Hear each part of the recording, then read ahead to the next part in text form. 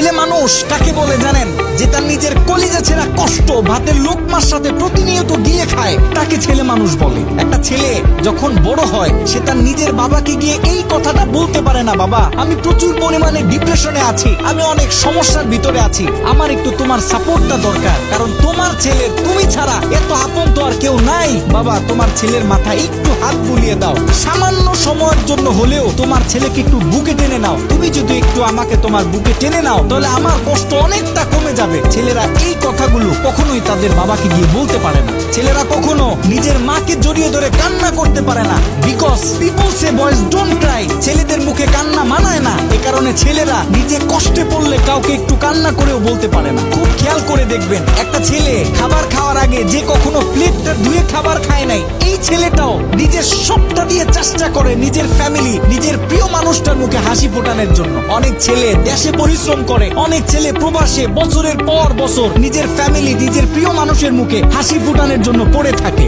দিন শেষে ছেলেদের মুখে হাসি ফোটানোর মতো কাউকে পাওয়া যায় না। আমি মনে করি boys are the best actor in the world. এই পৃথিবীতে ছেলেরা হচ্ছে সব থেকে বড় অভিনেতা, কারণ ছেলেরা নিজেদের বুকে হাজারো লক্ষ কষ্ট পুঁতে রেখেও মুখে হাসি নিয়ে চলে, কারণ সে জানে আজকে আমি যদি ভেঙে পড়ি তাহলে আমার পুরো ফ্যামিলিটা অস্তিত্বহীন হয়ে যাবে।